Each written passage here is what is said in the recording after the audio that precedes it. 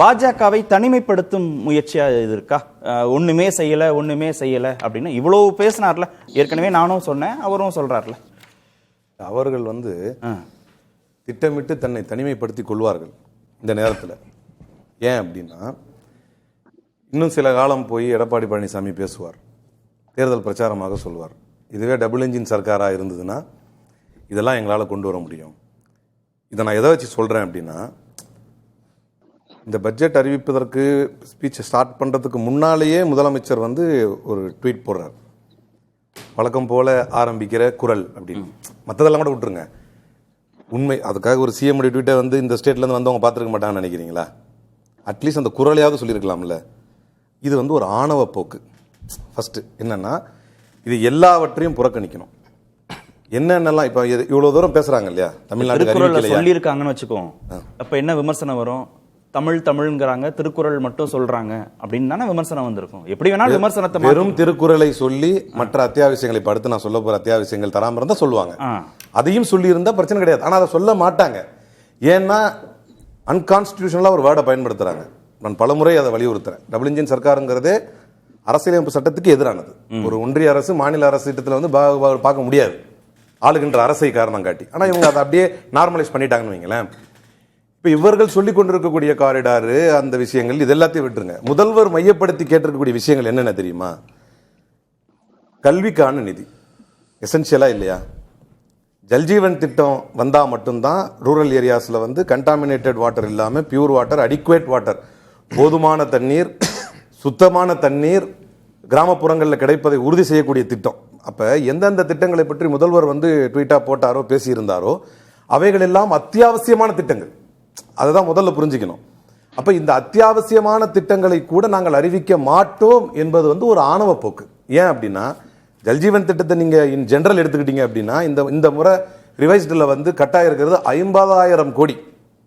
ஏற்கனவே இருந்த பட்ஜெட்டை விட இந்த முறை குறைந்திருப்பது 50,000 கோடி. அந்த கணக்கிலேயே இது ஒரு ஃபெயிலியர் பட்ஜெட். இந்த ஆட்சி ஒரு ஃபெயிலியர், அதனுடைய பட்ஜெட்ஸ் ஒரு ஃபெயிலியர். அதே மாதிரி நீங்க முக்கியமாக கவனிச்சீங்கன்னா, இப்ப 2 விஷயங்கள், கல்விக்காக அவர் சொல்லி இருப்பதும் ஜல்ஜீவன் திட்டத்தை பற்றி பேசியிருப்பதை பற்றி நம்ம பார்த்தோம். அதுலேயும் இன்னொரு முக்கியமான செய்தி என்ன அப்படின்னா, இந்த மாநில அரசுகளுக்கு மத்தியில் பாகுபாடு பார்க்கறது இல்லை அப்படின்னு சொன்னாங்க. பீகார் ரொம்ப கஷ்டப்படுற மாநிலம் அப்படின்னு சொல்றாங்க. அப்ப ஒவ்வொரு மாநிலங்களுக்கு திட்டத்தை தரும் பொழுது பீகார் நான் அதான் சொன்னேன், டபுள் இன்ஜின் சர்க்கார்னா இவங்க பண்ணுவாங்க அப்படின்னு. பீகாருக்கான திட்டத்தில் ஒரு மக்கனா போர்டு அப்படின்னு அந்த நட்ஸை உருவாக்குற அந்த போர்டு, அது ஒரு உணவு திட்டத்தை உருவாக்கக்கூடிய மொத்த அம்சத்தையே பீகார் அதனுடைய தலைமையகத்தை உருவாக்குற மாதிரி கொடுத்தாங்க. இந்த மாதிரி எதையாவது ஒரு ஸ்பெஷல் திட்டத்தை தமிழ்நாடு தரலாம் இல்லையா? அப்ப நாங்கள் எங்களுடைய மாநிலத்தில் எங்களுடைய ஆட்சி டபுள் இன்ஜின் சர்க்கார் இருந்தால் மட்டும்தான் தருவோம் என்பதை மீண்டும் ஒரு முறை ஆணவ போக்கு அதை சொல்கிறார்கள் அப்படின்னு சொல்ல வரல. நீங்க இந்த ஆணவ போக்குங்கிறத பலமுறை பயன்படுத்துறீங்க.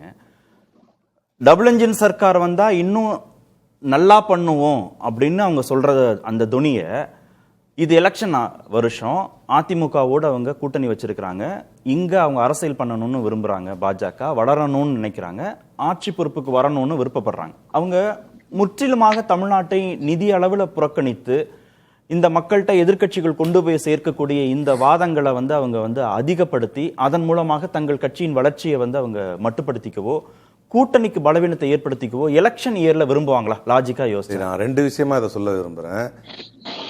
நீங்க உங்களுக்கு எஸ்எஸ்ஏ நிதி வேணும் அப்படின்னு சொன்னா, இந்த புதிய தேசிய கல்விக் கொள்கை ஏற்றுக்கொண்டால் தான் நிதி அப்படின்னு யாராவது ஒருத்தர் தமிழ்நாட்டில் காலூன்ற விரும்புவர்கள் பேசுவாங்களா? இது ஒரு பதில். 2வது பதில், மம்தா பானர்ஜி அதை அழகா சொல்லியிருக்கிறாங்க. மம்தா, ஏன்னா அவங்களுக்கும் ஒன்றும் இல்லை, மம்தா பானர்ஜி அதை அவங்களுடைய ட்வீட்ல ரொம்ப அழகா சொல்லியிருக்கிறாங்க. அவங்களுடைய 85 நிமிட ஸ்பீச் என்ன காட்டுது அப்படின்னா, they will lose Bengal lock stock and barrel. ஏன்னா அவங்களுக்கு தெளிவா தெரியும். இப்ப நான் அதை தான் சொல்ல வர்றேன், இன்னும் எத்தனை ஆண்டுகால் வேணுமாலும் வதைப்பாங்க தமிழ்நாட்டை. எப்ப அப்படின்னா, ஏன்னா இதை நான் தான் கேட்கறேன்ல, என்னுடைய கேள்விக்கான பதில் என்ன? டபுள் இன்ஜின் சர்க்கார் இருந்தால் மட்டும் தான் தருவோம் ஒரு அன்கான்ஸ்டிடியூஷனலா அதை பண்றாங்க. நான் ஏன் சொல்றேன்னா, எப்படி இருந்தாலும் சித்தாந்த ரீதியாக பேசி புரிய வைத்து இந்த தமிழ் மண்ணை ஆள முடியாது என்று அவர்களுக்கு தெரியும். அப்ப they have selected another way. அது என்ன அப்படின்னு சொன்னா, இந்த மண்ணை தண்டித்து இந்த மண்ணின் மக்களை மிகப்பெரிய அளவில் நோவினைக்கு உள்ளாக்கி ஒரு 2 ஆப்ஷன் கொடுத்துருவாங்க.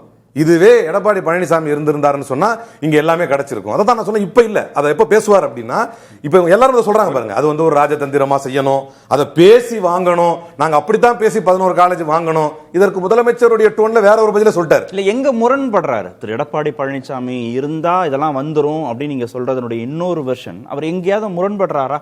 நாங்க திரு எடப்பாடி பழனிசாமி திமுகவின் கொள்கைகள்ல இருந்து எங்கேயாவது முரண்படுறாரா? இத வரவேற்கிறாருல, இந்த பட்ஜெட்டை வரவேற்கிறாரு.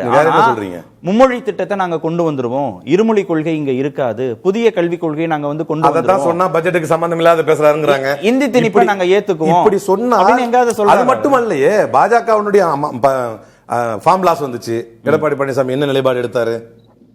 சிஏஏ வந்துச்சு, எடப்பாடி பழனிசாமி என்ன நிலைப்பாடு எடுத்தாரு? உதயமின் திட்டம் வந்தது, எடப்பாடி பழனிசாமி என்ன நிலைப்பாடு எடுத்தாரு? எங்க முரண்படுறாருன்ற கேள்வியே எனக்கு நியாயமாப்படலையே. வெறும் இது மட்டுமே கிடையாது, வெறும் இந்த கல்வி விஷயங்கள் இது மட்டும் கிடையாது. ஒன்றிய அரசோடு நமக்கு இருக்கக்கூடிய பிரச்சனை என்ன? சரி, முரண்படல. அப்ப எஸ்எஸ்சி நிதியை விடுவிக்கும்படி எடப்பாடி பழனிசாமி அறிக்கை கொடுக்க சொல்லுங்க, முதலமைச்சரோடு சேர்ந்து ஒரே டோன்ல பேச சொல்லுங்க. ஒரு சின்ன கருத்து, அதாவது டபுள் இன்ஜின் சர்க்கார்னா ஏதோ வந்து இவங்க நினைக்கிற மாதிரி பிஜேபியும் மாநில கட்சியும் சேர்ந்து இயங்குவது டபுள் இன்ஜின் சர்க்கார்ல. மத்தியில் இருக்கக்கூடிய ஆட்சி எப்படினாலும் மத்தியில் இந்தியனுடைய அரசியலமைப்பு சட்டம் தான், மத்தியில் ஒரு ஆட்சி இருக்கும், மாநிலத்தில் ஒரு ஆட்சி இருக்கும்.